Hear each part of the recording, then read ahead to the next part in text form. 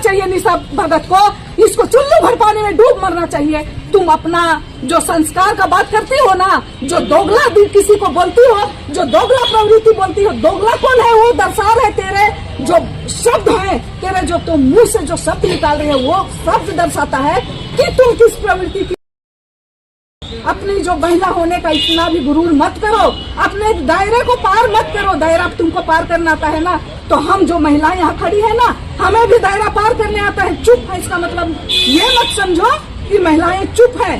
अब तुम अगर प्रशासन को दोबारा मैं चेताना चाहती हूँ, अगर 24 घंटे के अंदर उसको अरेस्ट नहीं किया तो यही महिलाएं हैं जो उसको अंदर से घुस के निकाल के उसको चप्पल जूता से मारने का काम करेंगे।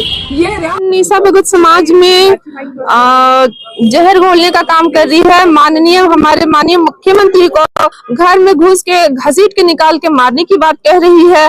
और ये अगर समाज में संवैधानिक तरीके से प्रोटेस्ट करना चाहिए, और अगर हमारा जो दायरा है उस लिमिट को वो खो करके कुछ भी उलझ जुलूल फालतू बयानबाजी कर रही है समाज में, तो एक जो माननीय है और माननीय की गरिमा को रखते हुए हमें प्रोटेस्ट करना चाहिए होता है।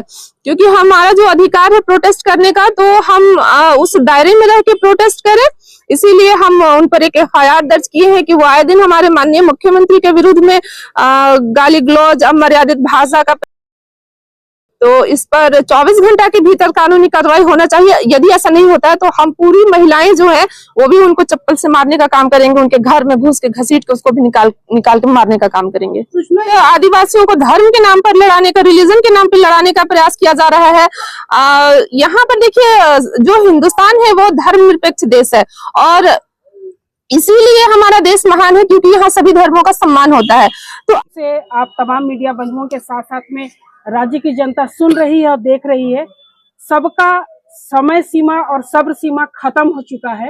नववर्ष पर अभी हाल से 1-2 दिन पहले ही लोग एक दूसरे को बधाई दिए, लेकिन नववर्ष के 2 दिनों के भीतर ही जैसा नववर्ष शुरू हुआ, राज्य के मुख्यमंत्री को निशा भगत के द्वारा खुली चुनौती देना और गंदे से गंदे लफ्ज में, गंदे से गंदे भाषा में जो भाषा का प्रयोग किया।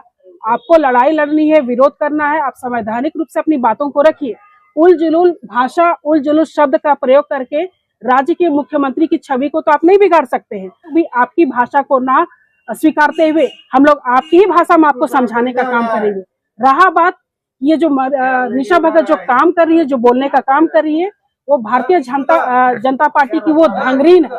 धांगरीन इस मायने में कि हम लोग धांगर रखते हैं अपने घर में, धांगर को वही भाषा बोला जाता है, सिखाया जाता है, जो हम बोलेंगे वही करेंगे। तो निशा भगत को भी ये टारगेट मिला हुआ है, सोते उठते बैठते जागते हर समय सरना ईसाई बोल के समाज को 2 भाग में बांटो, लड़ाई लगवाते रहो।